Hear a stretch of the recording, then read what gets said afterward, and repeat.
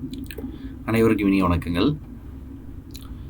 இன்றைக்கி நம்ம TNPSC group 4 2025க்கான பயணத்தில் இன்று நம்ம பார்க்கக்கூடிய பகுதி 4வது நாள் ஷெடியூல் 6/2/2025க்கானது. அழகு 5லேருந்து பார்க்க போகிறோம். நம்ம ஏற்கனவே சொன்ன மாதிரி அழகு 7, அதுக்கு பிறகு அழகு 5, அழகு 7, அழகு 5. இன்னும் ஒரே டாப்பிக்கே படித்து போர் அடிச்சிடக்கூடாது அப்படிங்கிறதுக்காக நம்ம போட்டிருக்க ஷெடியூல் பிரகாரம் இன்றைக்கி அழகு 5.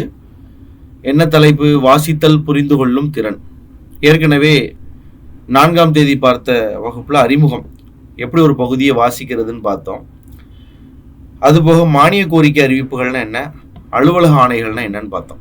ஸோ இன்றைக்கி நம்ம ஆவண உள்ளடக்கங்களை புரிந்து கொள்வதில்லை, அரசாணைகளை பற்றியும் செய்தி வெளியீடுகள் பற்றியும் ஒரு பேசிக்காக என்ன தெரிஞ்சுக்கலாம், அதாவது கேள்வி கேட்டால் இந்த மாதிரி பதில் சொல்லலாம் அப்படிங்கிறத பற்றி இன்றைக்கி வகுப்பில் நம்ம பார்க்கலாம். ஸோ லாஸ்ட் கிளாஸில் பார்த்தீங்க அப்படின்னா ஒரு நண்பர் கமெண்ட் பண்ணியிருந்தார். அதாவது கல் தோன்றி மண் தோன்றா காலத்து வாளோடு முன் தோன்றிய மூத்த குடி என்று புறப்பொருள் வெண்பா மாலை என்ற நூலில் சொல்லப்பட்டிருக்கு. அப்படின்னால நேர்த்தியான முறையில் அந்த கமெண்ட் பண்ணியிருந்தார். அது நான் அவசரத்தில் சொல்லப்படுது பாரதிதாசன் சொல்லியிருக்கிறார் என்று நான் சொல்லிவிட்டேன்.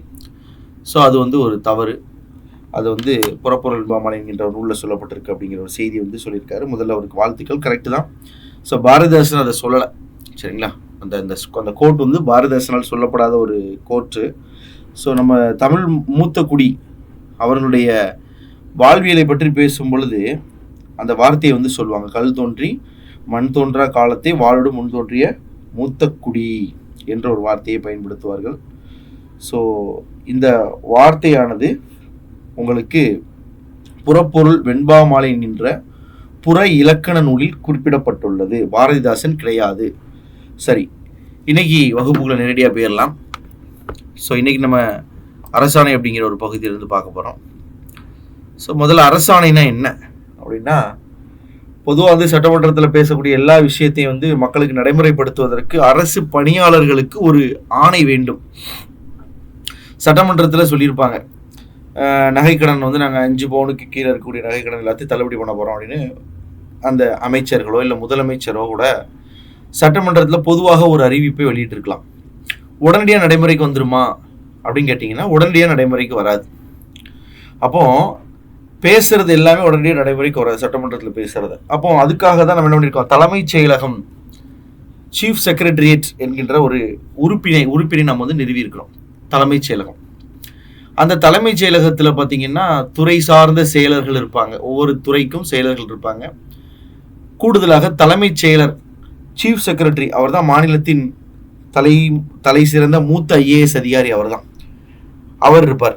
அப்போ அரசு எந்த ஒரு செய்தியை சட்டமன்றத்தில் சொல்லும் பொழுது அது சட்டம் நடைமுறைக்கு வராது. அப்போ பணிபுரியக்கூடிய பணியாளர்களுக்கு இதை அரசு ஆணையாக வெளியிடும் பொழுது இதைத்தான் பின்பற்ற வேண்டும் அரசு ஊழியர்கள். அப்போ அரசு ஊழியர்கள் கவர்மெண்ட் ஆர்டர் ஜியோன்னு சொல்லக்கூடிய இந்த அரசாணையை தான் பின்பற்றி செயல்படுத்தப்பட வேண்டும், எந்த ஒரு செய்திகளாக இருந்தாலும் சரி. சரி, இப்போ இந்த அரசாணை என்ன அரசாணை என்பதை முதல்ல சுருக்கத்திலேயே சொல்லியிருக்கிறாங்க பாருங்க. சமூக நலன் மற்றும் மகளிர் உரிமைத்துறை என்கின்ற துறை இந்த அரசாணையை வெளியிடுறாங்க. என்ன அரசாணைனா, தமிழ்நாட்டின் மலைப்பகுதிகளில் வாழும், அதாவது மலைப்பகுதிகளில் வசிக்கக்கூடிய மகளிர் மற்றும் உயர்கல்வி பயிலும் மாணவியர்கள் உட்பட அனைத்து மகளிரும் பயன்பெறும் வகையில் விடியல் பயண திட்டத்தை விரிவுபடுத்துதல். ஏற்கனவே விடியல் பயணம் என்கின்ற ஒரு திட்டம் இருக்கு. அந்த திட்டத்தில் பார்த்தீங்கன்னா அரசு பேருந்துகளில் பெண்கள் இலவசமாக பயணம் செல்லலாம் என்று சொல்லியிருக்காங்க. இப்போ அதை கொஞ்சம் எக்ஸ்டென்ஷன் பண்ணி மலைப்பகுதிகளில் இருக்கக்கூடிய மகளிருக்கும் உயர்கல்வி பயிலக்கூடிய அந்த மாணவியர்களுக்கும் கூட இந்த திட்டத்தை விரிவுபடுத்தி ஒரு ஆணை வெளியிடப்படுகிறது என்று சொல்லியிருக்காங்க. இதுதான் சுருக்கம், அப்ஸ்ட்ராக்ட். இப்போ வெளியிட்ட துறையுடைய பெயர் கொடுத்துருக்காங்க, சமூக நலன் மற்றும் மகளிர் உரிமை துறை. இந்த அரசாணை எந்த நாளில் வெளியிடப்படுகிறது என்றால் 24/2/2024. அது தமிழ் வருடத்திலையும் சொல்லியிருக்காங்க. சித்திரை வருடத்தில் அந்த சோபகிருது மாசி 12, திருவள்ளுவர் ஆண்டு 2055. இப்போ படிக்கப்பட்டவை அப்படின்னு சொல்லிட்டு கொடுத்துருக்காங்க. அரசாணையுடைய number 11. So government order number 11 நாள் 24/2/2024. ஸோ இந்த அரசாணையின் படி தான் அந்த திட்டத்தை விரிவாக்கம் செய்ய முடியும். அப்போ சட்டமன்றத்தில் ஒருவேளை ஜனவரி மாதமே கூட முதலமைச்சர் சொல்லியிருக்கலாம். ஆனால் இந்த அரசாணை என்பது வரும்பொழுது தான் அது நடைமுறைக்கு வரும். இப்போ என்ன சொல்றாங்க, படிக்கப்பட்ட நனி ஏற்கனவே இருக்கக்கூடிய சில அரசாணைகளையும் இதோட சேர்த்து ரெஃபரன்ஸ் காட்டுறாங்க. என்னன்னா, அரசாணை நிலை 19 சமூக நலன் மற்றும் மகளிர் துறை நாள் 7/5/2021 வெளியிட்டிருக்காங்க. அதாவது அன்றைக்கு காலகட்டத்தில் உங்களுக்கு இலவச பயணம்ங்கிறது அறிமுகம் செஞ்சிருப்பாங்க. அப்போ ஒரு அரசாணை வெளியிட்டிருப்பாங்க. அதுக்கப்புறம் 3/6/2021 வெளியிடப்பட்ட இன்னொரு அரசாணையை ரெஃபரன்ஸ் காட்டியிருக்காங்க. இது போக 19/2 இதுதான் முக்கியமானது. 19/2/2024 பட்ஜெட் செஷன் வரவு செலவு திட்ட உரையில அறிவிக்கப்பட்ட நாள் 19/2 அமைச்சர் அறிவிச்சிருக்கிறாரு அந்த நாள். ஆனால் அரசாணை வெளியிடப்பட்டிருக்கிறது குறைஞ்சது 5 நாள் கழிச்சு தான் வெளியிட்டிருக்காங்க. இது போக ப்ரொபோசல், அதாவது போக்குவரத்து துறை தலைவர்கிட்டையும் ஒரு ப்ரொபோசல் கேட்டிருப்பாங்க, ஒரு கருத்துரு கேட்டிருப்பாங்க. அந்த கருத்துரை கேட்டு தான் என்ன பண்ணுவாங்க, இவங்க நடைமுறைப்படுத்தியிருப்பாங்க. ஏன்னா எடுத்தோடனே அமைச்சர் எடுத்தோடனே அவர் என்ன பண்ணியிருக்க மாட்டார், நான் எல்லாருக்கும் விரிவாக்கம் செய்கிறேன்னு சொல்லியிருக்க மாட்டார். போக்குவரத்து துறைக்குன்னு ஒரு ஹெட் இருப்பாங்க இல்லையா, அவங்கள்ட்ட டிரான்ஸ்போர்ட்டேஷன் ஹெட்டில் கேட்டு இதுக்கு சாத்தியக்கூறுகள் இருக்கா, இதுக்கு எவ்வளோ செலவினமாக எல்லாத்தையும் கேட்டு அவங்க ஒரு ப்ரொபோசல் ரெடி பண்ணியிருப்பாங்க, கருத்துரு. அது 19/9 வாங்கப்பட்டிருக்கு, 20/2 வாங்கப்பட்டிருக்கு. இந்த அனைத்தையும் வைத்து தான் இந்த புதிய அரசாணையை என்ன பண்ணியிருக்காங்க, மேம்படுத்தி புதுப்பித்து வெளியிடுறாங்க. அப்போ இத்தனை ரெஃபரன்ஸ் படிக்கப்பட்டிருக்கு.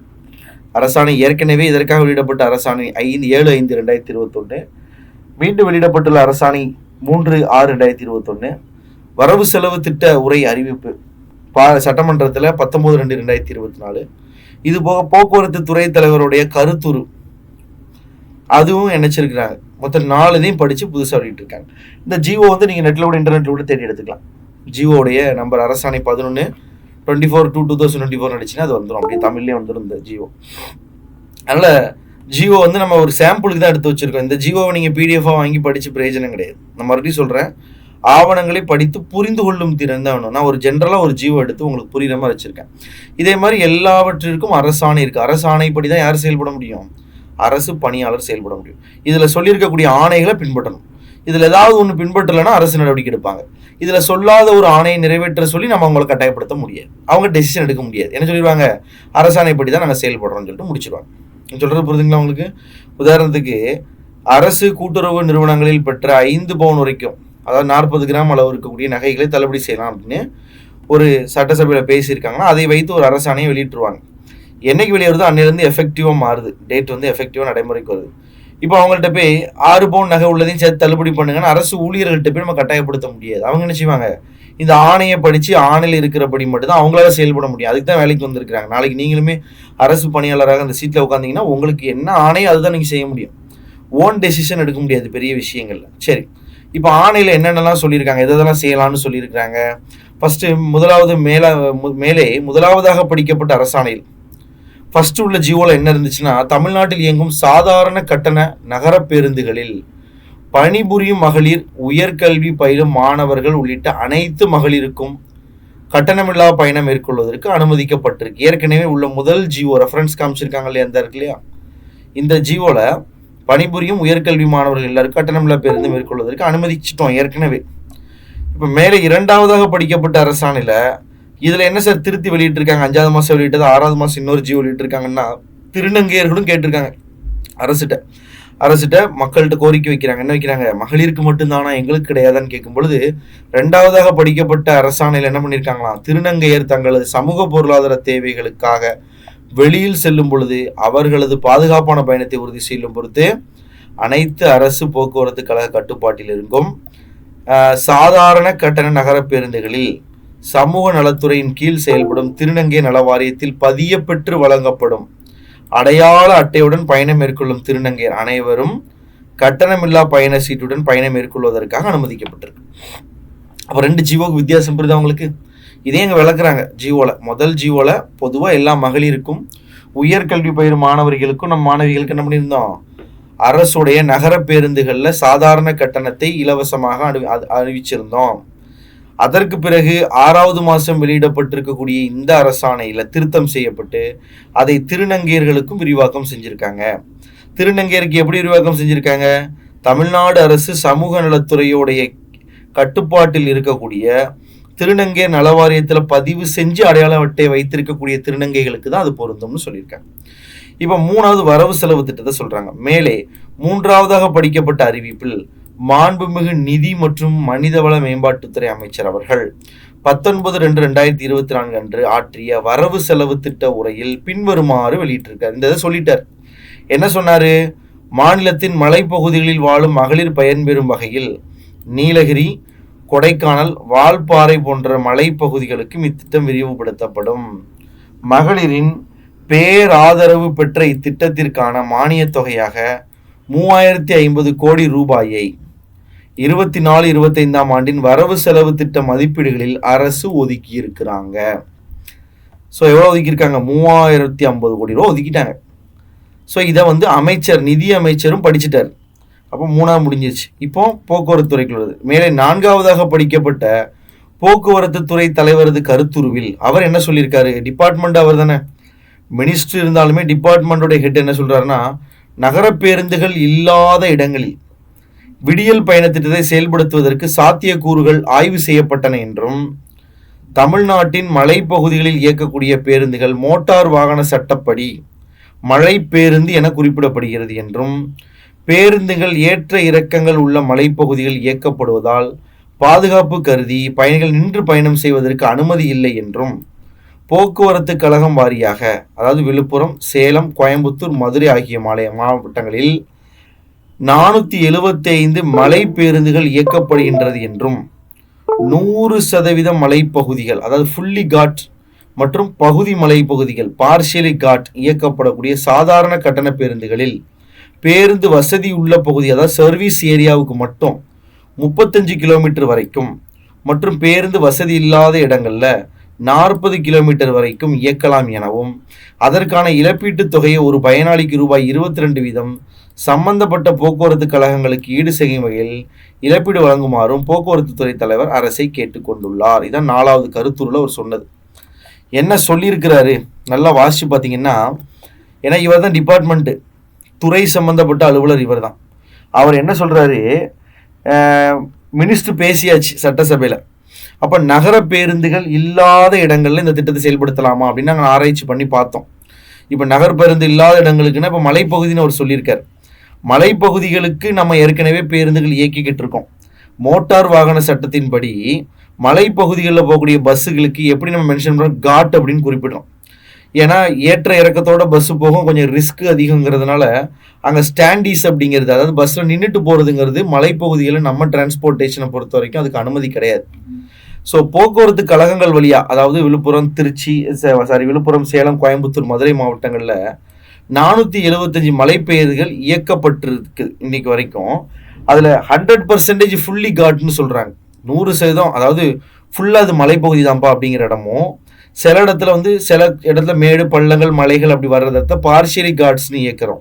ஸோ இந்த சாதாரண கட்டண பேருந்துகளில் சப்போஸ் அந்த இடத்துக்கு நீங்கள் ரீச் பண்ணக்கூடிய இடத்துல சர்வீஸ் ஏரியாவாக இருந்தால் 35 கிலோமீட்டர் வரைக்கும், பேருந்து வசதி அதிகமாக இல்லாத பகுதியாக இருந்தால் கூட ஒரு 10 கிலோமீட்டர் சேர்த்து, கூட ஒரு 5 கிலோமீட்டர் சேர்த்து 40 கிலோமீட்டர் வரைக்கும் இந்த திட்டத்தை நீங்கள் செயல்படுத்துறதுக்கு எனக்கு ஒப்பீனியன் இருக்குது அப்படின்னு அவர் சொல்லியிருக்காரு. அப்போ இதுக்கு கவர்மெண்ட்டுக்கு லாஸ் ஆகுமா? போக்குவரத்து துறைக்கு நஷ்டம் ஏற்படும். கரெக்டு தானே?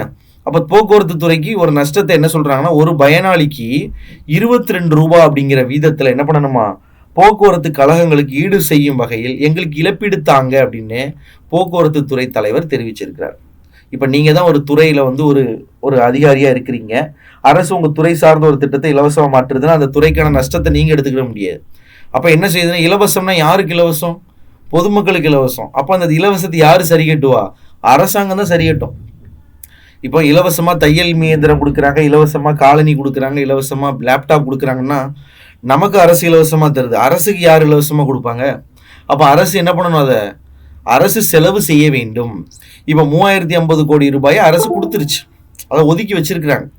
அப்போ அவர் என்ன கேட்குறாரு? ஒரு பேசஞ்சருக்கு 22 ரூபாய் வீதம் எனக்கு சம்மந்தப்பட்ட போக்குவரத்து கழகங்களுக்கு ஈடு செய்யும் வகையில் இழப்பீடு தாங்க அப்படின்னு சொல்லிட்டு என்ன பண்ணுறாராம் அவர் கேட்குறாரு. அதனால் அப்ஜெக்ஷன் இல்லை. அப்போ இந்த அரசாணையில் பாருங்கள், ஃபஸ்ட்டு ஏற்கனவே உள்ள பழசு, திருநங்கைக்கு விரிவாக்கம் செஞ்சது 2வது, சட்டமன்றத்தில் நிதியமைச்சர் பேசுனது 3வது, 4வது சம்மந்தப்பட்ட துறையிலேயே நாங்கள் கருத்துரு கேட்டாச்சு, ப்ரொபோசல் கேட்டாச்சு, அவரும் இயக்கிறதுக்கு அனுமதி தந்தாச்சு, அவருக்கு 22 ரூபா இழப்பீடு கொடுத்தால் போதும், இயக்குவதற்கு இன்னும் ஆட்சேபனம் இல்லைங்கிறார். இப்போ இதெல்லாம் சேர்த்து கன்சால்டேட் பண்ணி மேற்கூறியவற்றின் அடிப்படையில் மாண்புமிகு நிதி மற்றும் மனிதவள மேலாண்மை துறை அமைச்சரது அறிவிப்பினை செயல்படுத்தும் பொருட்டு. தலைமைச் செயலகத்துக்கு வேலை என்ன? செயல்படுத்தணும். எக்ஸிக்யூட்டிவ் பாடி. சட்டமன்றத்தில் உள்ள எம்எல்ஏக்கள் மினிஸ்டர்ஸ் வந்து எக்ஸிக்யூஷன் கிடையாது, லெஜிஸ்லேட்டிவ், சட்டம் இயற்றுறாங்க. இப்போ நம்ம நடைமுறைப்படுத்தணும். ஸோ செயல்படுத்துறதுக்காக என்ன செய்கிறோம்? தமிழ்நாட்டுடைய மலைப்பகுதிகளில் வாழும் மகளிர் மற்றும் உயர்கல்வி பயிலும் மாணவியர் 2 பேருக்கும், ஒன்று பொதுவாக பெண்ணாக இருக்கலாம், இல்லைனா ஹையர் எஜுகேஷன் படிக்கக்கூடிய மாணவியாக இருக்கலாம், அவங்களுக்கு அனைத்து மகளிரும் 100% மலைப்பகுதிகள் மற்றும் பகுதி மலைப்பகுதிகள் இயக்கப்படும் சாதாரண கட்டண பேருந்து வசதிகளில் ஒருவேளை சர்வ்டு ஏரியாவாக இருந்தால் 35 கிலோமீட்டர் வரைக்கும், அன்சர்வ்டு ஏரியானா 40 கிலோமீட்டர் வரைக்கும் இந்த விடியல் பயண திட்டத்தை விரிவுபடுத்தி இந்த அரசு ஆணை வெளியிடுகிறது. இந்த திட்டத்தை விரிவுபடுத்தினால் ஏற்படக்கூடிய இழப்பீடு இருக்கு இல்லையா? அவர் கேட்டார்ல, எவ்வளோ கேட்டார்? ஒரு ஆளுக்கு 22 ரூபான்னு கேட்டார் இல்லையா? அதை அந்த தொகையை ஒரு பயனாளிக்கு 22% சம்பந்தப்பட்ட போக்குவரத்து கழகங்களுக்கு மானியமாக வழங்கவும் அரசு ஆணையிடுகிறது. முடிஞ்சு போச்சு, அவ்வளோதான். அப்போ இவங்க கேட்டதை அரசும் கொடுத்துருச்சு. அப்போ திட்டம் செயல்படுத்தப்படுது, அவ்வளோதான், முடிஞ்சு போச்சு. அப்போ இவ்வரசாணை நிதித்துறையின் இசையுடன் அதன் ஆசாக்கு எண் 20/DSSA ஃபைல் நம்பர் 2024 படி வெளியிடப்படுகிறது. அப்போ கவர்மெண்டோடைய இசைவு அடிப்படையில் தான் வெளியிடுறோம் அப்படின்னு இதை வெளியிடுறாங்க. அப்போ புரியுதுங்களா உங்களுக்கு? அப்போ ஒரு அரசாணை என்கின்ற ஒரு ஆவணத்தில் என்ன இருக்குது, ஆவணங்களை உள்ளடக்கங்களை புரிந்து கொள்ள ஒரு சுருக்கம் இருக்குது, என்ன துறை வெளியிட்டிருக்காங்கிற விஷயத்தை கொடுத்துருக்குறாங்க. அதுக்கப்புறம் ஆணை படிக்கப்பட்டவையில் ஏற்கனவே உள்ள எக்ஸிஸ்டிங் ரெஃபரன்சஸ் கொடுத்துருக்குறாங்க. அதை எல்லாத்தையும் படித்து கடைசியில் அரசு ஒரு ஆணை வெளியிடு. இந்த இடத்துல 5வது பாயிண்ட் தான் ஆணை. அப்போ நல்ல சர்வீஸ் இருக்கக்கூடிய ஏரியானா 35 கிலோமீட்டர் வரைக்கும் பயணம் செஞ்சுக்கலாம். சர்வீஸ் இல்லாத ஏரியாவாக இருந்தால் 40 கிலோமீட்டர் வரைக்கும் பயணம் செஞ்சுக்கலாம். அது ஃபுல்லி காட்டாக இருந்தாலும் சரி, பார்ஷியலி காட்டாக இருந்தாலும் சரி. ஸோ கடைசியில் ஆளுநரின் ஆணைப்படி இந்த ஆணை வெளியிடப்படுகிறது. அரசு செயலர் அவருடைய கையெழுத்து இங்கே போட்டிருப்பாரு. பெறுநர் யாருக்கெல்லாம் கொடுக்குறோம்? போக்குவரத்து துறை தலைவர். அவர் கேட்டார்ல, அவருக்கு இந்த ஆணையை வெளியிட்டுறோம். அவர் சரி, ஓகே, 22 ரூபாய் தான் அரசு தர சம்மதிச்சிருச்சு. தமிழ்நாடு போக்குவரத்து கழகத்துக்கு கொடுத்தாச்சு. சென்னை கூடுதல் தலைமைச் செயலாளர் போக்குவரத்து துறை, அதில் செக்ரட்டரியேட்டில் இருக்கக்கூடிய போக்குவரத்து துறை விங்குக்கும் கொடுக்குறாங்க. இது போக அனைத்து துறைகளுக்கும் என்ன பண்ணுறாங்கன்னா இந்த சர்க்குலர் வந்து இஷ்யூ பண்ணுறாங்க. இது தொடர்புள்ளவங்களுக்கு பயன்படுத்துறதுக்கு தேவைப்படும். நகல் எங்கே போகுதுன்னா மாண்புமிகு முதலமைச்சர் அலுவலகத்துக்கு போகுது. ஏன்னா மாண்புமிகு முதலமைச்சர் தான் இந்த சட்டமன்றத்தில் பேசின எல்லாத்துக்கும் பொறுப்பு. அப்போ இந்த பேசிய அனைத்தையும் நடைமுறைப்படுத்தியிருக்காங்களான்னு பார்க்கணுங்கிறனால அவருக்கு ஒரு ரெஃபரன்ஸ் நகல் கொடுக்குறாங்க. மாண்புமிகு அமைச்சர், ஏன்னா இதை பர்டிகுலராக பேசுனது யாருன்னா நிதி அமைச்சர் தான் இந்த இடத்துல பேசியிருக்கிறாரு. அப்போ அவருக்கு என்ன பண்ணியிருக்காங்க அப்படின்னா அவருக்கு ஒரு நகல் வச்சிருக்காங்க, அவர்களின் நேர்முக உதவியாளருக்கு வச்சிருக்காங்க. இது போக மகளிர் நலன் மற்றும் சமூக நலத்துறை அமைச்சகம் தானே இந்த திட்டத்தை வந்து செயல்படுத்த பொறுப்பு. அப்படிங்கிறனால அவங்களுக்கு என்ன பண்ணியிருக்காங்க, ஒரு நகலை வச்சுட்டு ஆணைப்படி அனுப்பப்படுகிறது அப்படின்ட்டு. எல்லாத்துக்கும் அரசு செயலர் போட மாட்டார், செக்ஷன் ஆஃபீஸர் எஸ்ஓ என்ன பண்ணியிருக்காருன்னா இங்கே கையெழுத்து வச்சு ஒப்பம் போட்டிருக்காரு. இதுதான் ஒரு அரசாணை. அப்போ ஒரு அரசாணையோட மாதிரி இதுதான். இதே மாதிரி ஒவ்வொரு துறைக்கும் அரசாணை இருக்கும். வருவாய்த்துறைனா இங்கே வருவாய்த்துறைன்னு போட்டிருப்பாங்க. அவங்க சில ரெஃபரன்சஸை வச்சுட்டு ஃபஸ்ட் எல்லாத்தையும் விலைக்கு கடைசியில் ஆர்டர் போட்டு ஆளுநரின் ஆணைப்படி பெறுநர் நகல் என்று நம்பியிருப்பாங்க. இதை போட்டு முடிச்சிருப்பாங்க. இப்படி தான் ஒரு ஆவணமானது உங்களுக்கு நடைபெறும். அப்போ இந்த கன்சர்ன்டு ஜிஓவை பேஸ் பண்ணி தான் போக்குவரத்து துறையில் இருக்கக்கூடிய அந்த ரீஜனல் ஆஃபீஸ் இந்த இது வாங்கினதுக்கப்புறம் தான் அதை இசைவு கொண்டுட்டு வர்றாங்க. என்னால் இந்த இசைவுக்கு வருது 24/2/2024 அன்று இந்த ஜியோ வெளியானதுனால அன்றிலிருந்தே வெளியே வருது. சில நேரத்தில் பார்த்தீங்க அப்படின்னா சில நேரத்தில் ஜியோ என்ன சொல்லியிருப்பாங்க அப்படின்னா ஒரு மாதம் கழிச்சு 2 மாதம் கழித்து இந்த தேதியிலேருந்து நடைமுறைக்கு வருதுன்னு மென்ஷன் பண்ணியிருந்தாங்கன்னா அந்த தேதியிலேருந்து இந்த அம்சங்கள் வந்து நடைமுறைக்கு வரும். அப்போ உதாரணத்துக்கு இப்போ 24/2 இப்போ 20ஆம் தேதி வரைக்கும் இந்த திட்டம் நடைமுறையில் கிடையாது, மலை போக்குவரத்தில் கிடையாது. 24ஆம் தேதி அரசாணை வெளியிட்ட உடனே நீங்கள் பஸ்ஸில் ஏறிடலாம். அரசாணை வந்துருச்சா, அப்போ அதை செயல்படுத்தி இருப்பாங்கன்னு அர்த்தம், நடைமுறைக்கு வந்துருச்சு. சரி, கேள்வி பாருங்க. 2024ஆம் ஆண்டு அதாவது கொடுக்கப்பட்ட சமூக நலத்துறையுடைய அரசாணை நன்கு கவனித்து பின்வரும் கேள்விகளுக்கு விடையளிக்கும். 2024ஆம் ஆண்டு அரசு வரவு செலவு திட்டத்தில் விடியல் பயண திட்டத்துடைய விரிவாக்கத்துக்கு எவ்வளவு மானியம் ஒதுக்கியிருக்காங்க? மானியம்னா என்ன? ஸோ மானியம்னா ஒரு திட்டத்தை அரசு இலவசமாக கொடுக்குது, அதற்கான செலவை அரசே வந்து கையிலேருந்து கொடுக்குதுன்னா அதுக்கு பேர் மானியம். ஸோ ஏற்கனவே பார்த்தோம் 3050 கோடி இங்கே மென்ஷன் பண்ணியிருக்கு பாருங்க, இந்த இடத்துல சொல்லியிருக்காரு பாருங்க 3050 கோடி ரூபாய். ஸோ ரெண்டாவது பார்க்குறோம், பேருந்து வசதி இல்லாத மலைப்பகுதிகளில் பெண்களுக்கான கட்டணமில்லா பயண வரம்பு எவ்வளவு பார்த்தோம். பேருந்தில் வந்து 2ஆக பிரிச்சுக்கிறாங்க, சர்வ்டு ஏரியா, அன்சர்வ்டு ஏரியா. அப்போ பேருந்து வசதியே இல்லாத சில பகுதிகளுக்கு 40 கிலோமீட்டர் ஃபிக்ஸ் பண்ணியிருக்காங்க, பேரு வசதி இருக்கக்கூடிய இடத்துல 35 கிலோமீட்டர்னு பார்த்தோம். ஸோ 2க்கு சி. விடியல் பயண திட்டம் எந்த மலைப்பகுதிகளுக்கு கூடுதலாக விரிவாக்கம் செய்யப்பட்டது? இந்த திட்டத்தை வந்து எந்த மாவட்டங்களும் இல்லை எந்த ஒரு பகுதிகளுக்கு சொன்னாங்க இல்லையா? எந்த பகுதிகளுக்கு சொல்லியிருந்தாங்க? நீலகிரி, கொடைக்கானல் மற்றும் வால்பாறை. கொடுக்கப்பட்ட கருத்துக்கள் எது சரியான கருத்து? மலைப்பகுதியில் பயணிகள் இன்று பயணிக்க அனுமதி இல்லை. கரெக்டா? கரெக்ட். மலைப்பகுதிகளில் 475 பேருந்துகள் இயக்கப்பட்டு வருகிறது. அதுவும் கரெக்ட் தான். ஸோ ரெண்டுமே சரிதான். மேலே பட்டியலிடப்பட்ட அரசாணைகளில் திருநங்கையர்களின் பயணத்தின் அடிப்படை விவரங்களை குறிப்பிடும் அரசாணை. இதை வச்சுட்டு நான் கொஸ்டின் பாருங்க. அப்போ நீ நல்லா ரீட் பண்ணாலும் தெரியும். அப்போ எங்க என்ன கொடுத்துருக்காங்க? திருநங்கையரை பற்றி 2வது படிக்கப்பட்ட அரசாணை தான் சொல்லியிருக்காங்க. அப்போ இந்த இடத்துல அரசாணை நிலை 21/3/6/2021 தான் இந்த இடத்துல மென்ஷன் பண்ணணும். ஸோ 5வது கொஸ்டினுக்கு ஆன்சர் பி. 100% மலைப்பகுதிகளில் உள்ள பேருந்துகளின் பயண விரும்பிற்கு ஏற்ற விதிவிலக்கு என்ன? 100% காட் ஏரியா. அந்த ஏரியாவுக்கு என்ன கொடுத்துருக்காங்க? பயண வரம்பு 35 கிலோமீட்டர் அல்லது 40 கிலோமீட்டராகவே வரையறுக்கப்பட்டு உள்ளது. 7. போக்குவரத்து துறை தலைவரின் கருத்துருவில் சர்வ்டு ஏரியா மற்றும் அன்சர்வ்டு ஏரியா என்ற சொற்கள் எதை குறிக்கிறது? நம்மளே இருக்கிறோம், பேருந்து வந்து அதிகமாக வரக்கூடிய பகுதியில் சர்வ்டு ஏரியா. சென்னை போன்ற பகுதியில் ஒரு அரை நிமிஷத்துக்கு ஒரு தடவை ஒரு பஸ் வந்துக்கிட்டே இருக்கும். சில பகுதிகளில் 1 மணி நேரத்துக்கு ஒரு தடவை, சில பகுதியில் 5 மணி நேரத்துக்கு ஒரு தான் பஸ் விட்டுருப்பாங்க. அப்போ சில ஊர்களுக்கெல்லாம் டெய்லி 1 நேரத்துக்கு தான் பஸ்ஸே வரும். அப்படி தான் அதை பிரிக்கிறாங்க. அப்போ 7வது பார்த்தீங்கன்னா பேருந்துகள் இயக்கப்பட்ட மற்றும் இயக்கப்படாத பகுதிகள் என்றதை பிரிக்கிறாங்க, served and served area.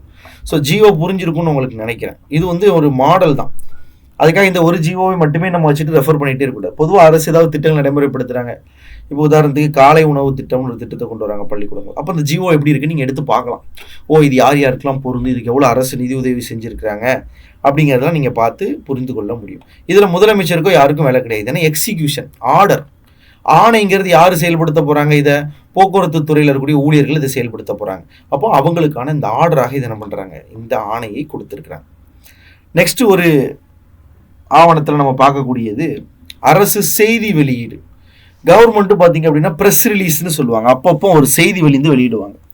So செய்தி வெளியிடுவதற்குன்னு தனியாக ஒரு துறையும் இருக்கிறது. ஸோ 2025 ஆண்டு 7வது தேதி ஜனவரி மாதம் இந்த ப்ரெஸ் ரிலீஸ் வெளியிடப்பட்டிருக்கு. செய்தி வெளியீடு எண் 51.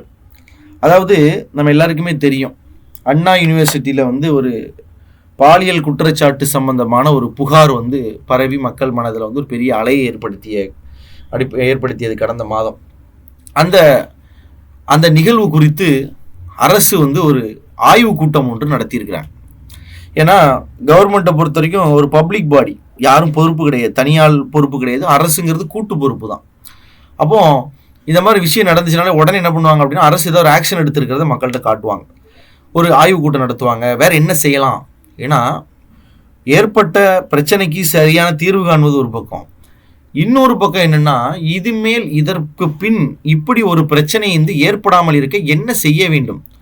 அப்போ முதலமைச்சர் என்ன செய்வார் அப்படின்னா டைரக்ஷன் கொடுப்பார். யாருக்கு? உயர்கல்வித்துறை அமைச்சருக்கு ஒரு டைரக்ஷன் கொடுத்துருப்பார்.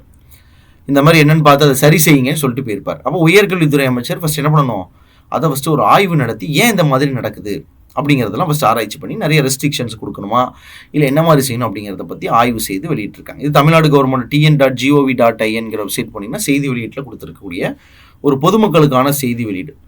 என்னன்னு பாருங்கள். ஃபஸ்ட்டு தலைப்பு கொடுத்துருக்காங்க, உயர்கல்வித்துறையின் கீழ் செயல்படும் பல்கலைக்கழகங்களில் பயிலும் மாணவ மாணவிகளின் பாதுகாப்பை உறுதி செய்திட மேற்கொள்ள வேண்டிய நடவடிக்கைகள் குறித்து பதிவாளர்கள், அதாவது ஒவ்வொரு கல்லூரிக்கு ரெஜிஸ்ட்ரார்ஸ் இருப்பாங்க இல்லையா, பதிவாளர்கள், அவங்களுடன் ஒரு ஆய்வு கூட்டத்தை மாண்புமிகு உயர்கல்வித்துறை அமைச்சர் முனைவர் கோவி செழியன் அவர்கள் தலைமையில் நடைபெற்றது.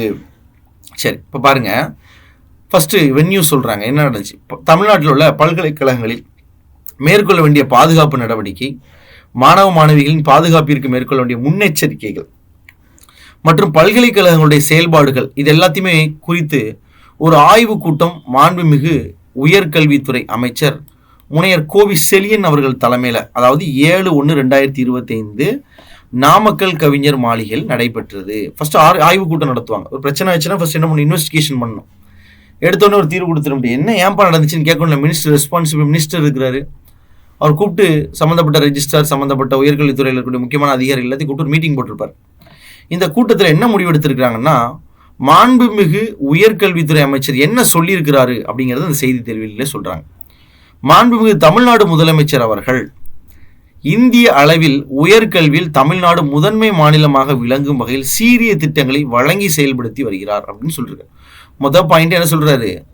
சிஎம் பத்தி பெருமையா சொல்லிட்டு உள்ள வர்றாரு. நம்ம தமிழ்நாட்டில் இருக்கக்கூடிய உயர்கல்வி வந்து இந்திய அளவில் ஒரு சீரிய திட்டங்களை செயல்படுத்தி முதன்மையை பெற நடவடிக்கை எடுத்துட்டு வர்றாரு.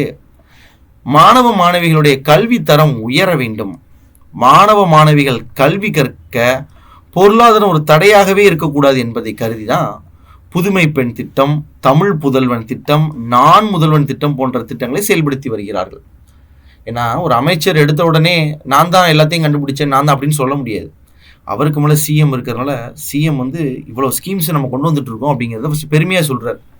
சொல்லிட்டு அடுத்தது உள்ளவர் இந்திய அளவில் மட்டுமில்லாமல் தமிழ்நாட்டை உலக அளவில் உயர்கல்வியில் சிறந்த முதன்மை மாநிலமாக உருவாக்க வேண்டும் என்ற எண்ணத்தில் உயர்கல்வித்துறை சார்பில் பல்வேறு முன்னெடுப்புகள் சரி செய்யப்பட்டு வருகிறது. அண்ணா பல்கலைக்கழகத்தில் நடந்த விரும்பத்தகாத சம்பவத்தில், அந்த ஹராஸ்மெண்ட்னு சொல்லக்கூடிய அந்த விரும்பத்தகாத சம்பவத்தில் மாண்புமிகு தமிழ்நாடு முதலமைச்சர் அவர்களின் உத்தரவின் பேரில் துரித நடவடிக்கைகள் எடுக்கப்பட்டுள்ளது என்பது அனைவரும் அறிந்ததே. இப்போ என்ன சொல்றாரு, இது போன்ற சம்பவங்கள் எந்த ஒரு கல்வி நிறுவனத்திலும் நிகழாமல் இருப்பதை உறுதி செய்யும் வகையில் முன்னெச்சரிக்கை நடவடிக்கைகள் மேற்கொள்ளப்பட்டும் வருகிறது.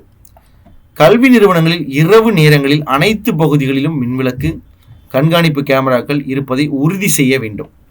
ஃபர்ஸ்ட் இவர் இப்போ தான் ஆய்வு கூட்டத்தில் முடிவு எடுத்துட்டு வரார். என்னென்ன பிரச்சனைகள் கேட்டுட்டு எல்லா இடத்துலையும் ஃபஸ்ட்டு ராத்திரி நேரத்தில், இரவு நேரத்தில் மின் விளக்குகள் எல்லா பகுதியிலையும் எரியணும்பா, எல்லா இடத்துலையும் கண்காணிப்பு கேமராக்கள் வைக்கணும் அப்படிங்கிறத உறுதி செய்கிறோம். குறிப்பாக கூர்நோக்கு பகுதிகள் கண்டறியப்பட்டு, அதாவது அடிஷ்னல் கேர் தேவைப்படக்கூடிய இடத்த ஸ்பெசிஃபிக்காக கண்டுபிடிச்சி அங்கே மின்விளக்கு, கண்காணிப்பு கேமராலாம் அமைக்கப்பட வேண்டும். இப்போ என்ட்ரன்ஸ் கேட்டில் கேமரா இருக்குது இல்லைங்கிறது முக்கியம் இல்லை. எது ஒரு சஸ்பெக்டடான ஏரியா, அந்த ஏரியாவுக்கு ஒரு பிரச்சனைக்குரிய ஏரியா, இல்லை ஒரு பகுதி வந்து மக்களுக்கே தெரியுது இந்த இடத்துல சில அசம்பாவிதம் நடக்கு, அந்த மாதிரி இடத்த கண்டுபிடிச்சி அங்கே மின்விளக்கு, கண்காணிப்பு கேமரா நம்ம வைக்கணும். ஏன்னா இந்த மாதிரி குற்ற சம்பவங்களே ஃபர்ஸ்ட் எங்கே நடக்குது அப்படின்னு நீங்கள் எடுத்து பார்க்கும் பொழுது ஒரு பொதுவான இடத்துல வச்சு நடக்கிறது கிடையாது. ஒரு பப்ளிக் வியூவில் இருக்கக்கூடிய, ஒரு ஜென்ரல் லைட்டில் இருக்கக்கூடிய ஒரு பகுதியில் இந்த மாதிரி சம்பவம் நடக்காது, ஒரு மறைவிட பகுதியில் தான் நடக்கும். அப்போ அங்கே கண்காணிப்பு கேமரா இல்லைங்கிறது தான் இந்த இன்வெஸ்டிகேஷனில் சொன்னாலும் அங்கே கண்காணிப்பு கேமரா அமைக்கணும். கல்வி நிறுவன வளாகத்துக்குள்ள உள் நுழையக்கூடியவங்க, என்ட்ரி ஆகிறவங்க, வெளியே செல்பவர்களுடைய தகவல்கள் பதிவேட்டில் பராமரிக்கப்பட வேண்டும். ரெஜிஸ்டர் போடணும், யார் யார் வர்றாங்க, யார் யார் போகிறாங்க. வளாகத்துக்குள்ள, கேம்பஸ்க்குள்ள கண்டிப்பாக மாணவர்கள், பேராசிரியர்கள், பணியாளர்கள் அனைவருமே ஐடி கார்டு போட்டிருக்கணும், அடையாள அட்டை நெஞ்சிருக்கணும். இல்லைன்னா யார் உள்ளே இருக்கக்கூடிய மாணவர்கள், யார் வெளியே இருந்து வந்திருக்கான்னு வித்தியாசம் தெரியணும் இல்லையா? ஸோ அவசர காலங்களில் உதவும் வகையில் தமிழ்நாடு காவல்துறையில் உருவாக்கப்பட்ட காவல் உதவி அப்படிங்கிற ஒரு செயலி அப்ளிகேஷன் ஏற்கனவே இருக்கு. காவலன்னு இருந்துச்சு, அது போக பெண்கள் பாதுகாப்புக்கு காவல் உதவின்னு ஒரு செயலி கூட வெளியிட்டு இருக்கிறாங்க போலீஸ் டிபார்ட்மெண்ட். அதோடைய பயன்பாடு குறித்து மாணவ மாணவிகளுக்கு அப்பப்போ டீச் பண்ணணும். போலீஸ் டிபார்ட்மெண்ட் மூலமாக டீச் பண்ணி என்னதான் நமக்கு வந்து குற்ற சம்பவங்களை தடுக்க நடவடிக்கைகள் எடுத்தாலும் அது வந்து எதாவது நடந்துகிட்டே தான் இருக்கும். குறைக்க தான் முடியுமே தவிர தடுக்க முடியாது. அதான் ஒரு படத்தில் கூட, சினிமா பாட்டில் கூட, திட்டம் போட்டு திருடுற கூட்டம் திருடிக்கொண்டே இருக்குது, அதை சட்டம் போட்டு தடுக்கிற கூட்டம் தடுத்து கொண்டே இருக்கிறது, திருடனாய் பார்த்து திருந்தாவிட்டால் திருட்டை ஒழிக்க முடியாதுன்னு அழகாக பாடிட்டு போயிட்டாங்க. அப்போ இங்கே அதே மாதிரி தான், காவல்துறையுடைய செயலியை கையில் வச்சுக்கோங்க, அதோட பயன்பாடு என்னென்ன செய்யணும் அப்படிங்கிறதுலாம் டீச் பண்ணுங்க. கல்வி நிறுவனங்களுடைய பாதுகாப்பு பணியில் ஈடுபட்டுள்ள பாதுகாப்பு அலுவலர்கள் இரவு நேரங்களில் ரோந்தில் தொடர்ந்து பணியாற்றி ஈடுபட வேண்டும். நைட் ஃபுல்லாக ரவுண்ட்ஸ் போங்க அப்படிங்கிறாங்க. செக்யூரிட்டி ஆஃபீஸர்ஸ்னால் ராத்திரி நேரத்தில் நிறைய ரவுண்ட்ஸ் போங்க அப்படிங்கிறாங்க. பாதுகாப்பு நடவடிக்கைகளில் மாணவ மாணவிகளின் ஆலோசனையையும் பெற்று அவற்றை செயல்படுத்தப்பட வேண்டும். கேளுங்க, ஸ்டூடெண்ட்ஸ்கிட்ட கேளுங்கிறாங்க, அதையும் செயல்படுத்தணும் அப்படின்னு நம்ம முடிவு எடுத்திருக்கிறோம். உள்ளிட்ட பல்வேறு பாதுகாப்பு முன்னெச்சரிக்கை நடவடிக்கைகள் எடுக்க இன்னைக்கு நாங்கள் அறிவுறுத்தி இருக்கிறோம்னு சொல்கிறார். அறிவுறுத்திட்டோம் அப்படிங்கிற கவர்மெண்ட்டை கேட்பாங்களா, மினிஸ்டர்கிட்ட என்ன நடவடிக்கை நீங்கள் எடுத்தீங்க, அண்ணா யூனிவர்சிட்டி பிரச்சனை போயிட்டு இருக்க சார், வெளியே இவ்வளோ பேர் போராட்டம் பண்ணிட்டு என்ன முடிவு எடுத்தீங்க, இவ்வளோத்தையும் அவர் சொல்கிறார். இந்த மாதிரி பல்வேறு முன்னெச்சரிக்கை நடவடிக்கைகள் ஃபர்ஸ்ட் நாங்கள் எடுக்க முயற்சி செய்திருக்கோம். இது குறித்து மேலும் எடுக்க வேண்டிய நடவடிக்கைகள் குறித்தும் உயர்கல்வித்துறை மேலும் செம்மைப்படுத்தவும் பதிவாளர்களின் ஆலோசனையும் நாங்கள் வரவேற்பதாக தெரிவிக்கிறோம். இது போக நாங்களும் சில டெசிஷன்ஸ் கேட்குறோம் அவங்கள்ட்டையும். பதிவாளர் நீங்கள் எங்களுக்கு சொல்லுங்கள், காலேஜில் வேறு ஏதாவது அம்சங்கள் நாங்கள் செஞ்சு தரணுமா அப்படின்னு கேட்குறாங்க. இந்த கூட்டத்தில் நான் முதல்வன், புதுமை பெண், தமிழ் புதல்வன் திட்டங்களை சிறப்பாக செயல்படுத்துவது, பல்கலைக்கழகங்கள் மற்றும் இணைவு பெற்ற கல்லூரி வளாகங்களில் வளாக பாதுகாப்பு, மாணவ மாணவிகளின் பாதுகாப்பிற்கு மேற்கொள்ள வேண்டிய நடவடிக்கைகள், ஆராய்ச்சி மாணவர்களுக்கு வாய்மொழி தேர்வு மற்றும் பிற நடைமுறைகளை சரியான நேரத்தில் நடத்தணும். மாணவர்கள், ஆராய்ச்சி மாணவர்களிடமிருந்து பெறப்படக்கூடிய புகார்களை உடனுக்குடன் நடவடிக்கை எடுத்தல், உள்ளுக்குள்ள உதவி மையம், உள் புகார் குழு நடவடிக்கைகள், மாற்றுத்திறனாளிகளுக்கான சிறப்பு படிப்புகள், மின் ஆளுமை தொடர்புடைய முன்னெடுப்புகள், இடைநிற்றல் சதவீத பகுப்பாய்வு உள்ளிட்ட பல்வேறு நடவடிக்கைகள் குறித்து விரிவாக ஆய்வு செய்யப்பட்டது. டைரக்டா இதை மட்டும் பேசலை. நாங்கள் மினிஸ்டர் சொல்றாரு, இதை மட்டும் நாங்கள் இந்த கூட்டத்தில் பேசலை. இது போக நம்ம ஏற்கனவே எக்ஸிஸ்டிங்காக இருக்கக்கூடிய நிறைய மேட்டரை பேசணும். அதில் பார்த்தீங்கன்னா மாற்றுத்திறனாளிகளுக்கு சிறப்படிப்புகள் அமைச்சதை பற்றி விசாரித்தோம். அப்புறம் மின்னாலுமே என்ன மாதிரி இருக்குது, கவர்னன்ஸ்லாம் எப்படி பண்ணிட்டு இருக்கீங்கிறதையும் கேட்டோம். அது போக காலேஜ் கமிட்டிக்குள்ளே என்னென்ன நடவடிக்கைகள், புகார்களுக்கெல்லாம் நடவடிக்கை சரியாக எடுக்கீங்களா நேரத்துக்கு, இது எல்லாத்தையும் நாங்கள் விசாரிச்சாச்சு அப்படின்னு சொல்கிறாங்க. கடைசி இந்த கூட்டத்தில் யாரெல்லாம் கலந்துக்கிட்டாங்க, மினிஸ்டர் மட்டும் வந்திருக்க மாட்டார். கண்டிப்பாக அந்த உயர்கல்வித்துறை அரசு கூடுதல் தலைமைச் செயலாளர் டாக்டர் கோபால் இந்திய ஆட்சி பணி அவர்கள், கல்லூரி கல்வி இயக்கக ஆணையர் திருமதி ஏ சுந்தரவள்ளி அவர்கள், உயர்கல்வித்துறை இணைச் செயலர் திரு துரை ரவிச்சந்திரன் மற்றும் பல்கலைக்கழகத்துறை பதிவாளர்கள், இணை இயக்குநர்கள் உள்ளிட்ட அலுவலர்கள் பலர் கலந்து கொண்டனர் அப்படின்னு செய்தி கொடுத்துருக்காங்க. ஸோ இதில் நம்ம என்ன புரிஞ்சுக்கிறோம்னா, அரசு ஒரு நடவடிக்கை எடுத்திருக்கோம், நாங்கள் ஆராய்ச்சி பண்ணி பார்த்து முடிவுலாம் எடுத்திருக்கிறோம் அப்படின்னு வெளியிட்டிருக்கேன். ஸோ இப்போ இதில் உங்களுக்கு கேள்விகள் கேட்கலாம். தமிழ்நாடு அரசால் 7/1/2025 அன்று வெளியிடப்பட்ட கொடுக்கப்பட்ட செய்தி வெளியீட்டினை முழுவதுமாக நன்கு கவனித்து பின்வரும் கேள்விகளுக்கு விடையளிக்கவும். ஃபர்ஸ்ட், மாண்புமிகு தமிழ்நாடு முதலமைச்சர் உத்தரவின் பேர் துரித நடவடிக்கைகள் எடுக்கப்பட்ட கல்வி நிறுவனம் என்ன? எந்த நிறுவனத்தில் பிரச்சனை? அண்ணா பல்கலைக்கழகம். கல்வி வளாகங்களில் பாதுகாப்பு முன்னெச்சரிக்கை நடவடிக்கையாக கீழ்கண்டவற்றில் எது தவறானது, எதை அவங்க சொல்லவே இல்லை அப்படின்னு கேட்குறாங்க. என்ன கேட்காங்க? அனைத்து பகுதிகளிலும் கேமரா பொருத்தல் சொன்னாங்க, தகவல்களை பராமரித்தல் சொன்னாங்க, அடையாள அட்டை அணிவதை சொன்னாங்க. அனைத்து கல்வி நிறுவனங்களும் முழுவதுமாக மின்சாரமயமாக்குங்கன்னு சொன்னாங்களா? சொல்லலை. காவல் உதவி செயலின் பயன்களை எடுத்துரைக்க வேண்டியவர் யார்? யாருக்கு இந்த ரெஸ்பான்சிபிலிட்டி இருக்கு? தமிழ்நாடு காவல்துறைக்கு இருக்கு.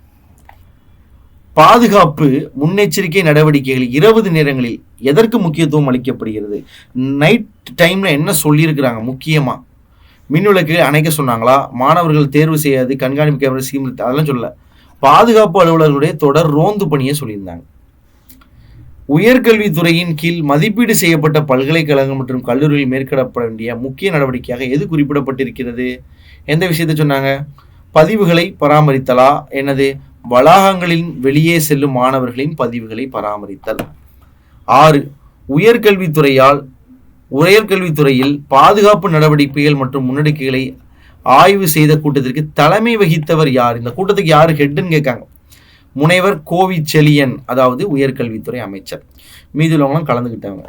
மின் ஆளுமையை மேம்படுத்துவதற்காக உயர்கல்வித்துறையில் எடுக்கப்பட்ட நடவடிக்கை யாது?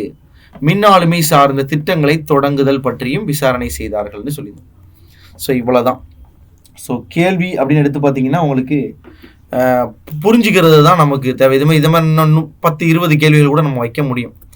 அது நமக்கு தேவை கிடையாது. ஒரு விஷயத்த சொன்னால் புரிஞ்சுக்கிடுறதுக்கான பண்பு இருக்கா, சொல்கிற விஷயத்த புரிந்து கொள்ளும் பாங்கு இருக்கிறதா, மனப்பாங்கு இருக்கிறதா என்பது தான் சொல்கிறாங்க. ஒரு அரசாணை வெளியிடுறாங்கன்னா நம்மளே வாசித்து பார்க்கணும். நம்மளுடைய தாய்மொழியில் தான் வெளியிடுறாங்க, தமிழ் மொழியில். அந்த அரசாணையை படித்ததில் என்ன சொல்லியிருக்காங்கன்னு புரியாமல் இருக்கக்கூடாது இல்லையா? அதனால் கொடுத்துருக்காங்க. இன்றைக்கி நம்ம அரசாணையையும் ஒரு செய்தி வெளியீட்டையும் பார்த்தோம்.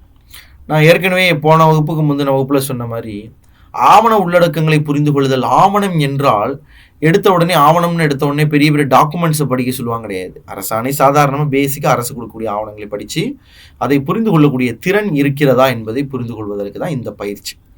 ஸோ பயனுள்ளதில் நினைக்க நிறைய பேருக்கு ஒரு 10ல் ஒரு 5 பேருக்கு பார்த்தீங்கன்னா டிஎன்பிஎஸ்சி சிலபஸே தெரியாமல் படிக்கிறாங்க, வீடியோக்கள் பார்க்குறாங்க. அதான் நம்ம கடைசி வகுப்பில் சொன்ன மாதிரி டிஎன்பிஎஸ்சி சிலபஸ்லாம் மாற்றிட்டாங்க. பொது தமிழ்லாம் 7 பகுதியில் பிரிச்சுட்டாங்க. இன்னும் சிலர் என்ன வச்சுருக்காங்கன்னா ஆனா ஆவணா ஈனான்னு போட்டு 100 மார்க்குக்கு வச்சாங்க இல்லையா, பழைய பேட்டர்ன். அந்த பேட்டர்ன் தான் இருக்கு போல அப்படின்னு நினச்சிட்டு பார்க்குறவங்க நிறைய பேர் இருக்காங்க. பார்த்துட்டு இந்த வீடியோ பார்த்துட்டு இது என்னது, இது செய்தி விளக்க குறிப்புகள் அரசாணை, இது நமக்கு கிடையாது போல, குரூப் 2 மெயின்ஸ்க்கு போல அப்படின்னு நினச்சிட்டு போகிறவங்க நிறைய பேர் இருக்காங்க. ஸோ கொஞ்சம் ஹைலி விஜிலாக இருங்க. டிஎன்பிஎஸ்சி என்ன சிலபஸ் வச்சாலும் உடனே நம்ம ப்ரிப்பேர் பண்ணுறோம், அதுக்கேற்றப்ப படிக்கிறோம். ஸோ ஒரு ஆவணங்களை புரிந்து கொள்ளுதல், உள்ளடக்கங்களை புரிந்து கொள்ளுதல். இன்றைக்கி நம்ம பார்த்து ஒரு அரசாணை எப்படி படிக்கிறது, அரசாணையுடைய பொருள் என்ன, அரசாணை எப்படி இருக்கும் அப்படிங்கிறத பார்த்தோம். ஒரு செய்தி வெளியீட்டை கொடுத்தா அதுலேருந்து வாசித்து ஒரு 5 கேள்விகளுக்கு விடையளிக்க தெரியுதா அப்படிங்கிறத இன்றைக்குள்ள பயிற்சியாக நம்ம பார்த்தோம். ஸோ இந்த வீடியோ பயனுள்ள விதத்தில் இருக்கும்னு நம்புகிறேன். நன்றி, வணக்கங்கள்.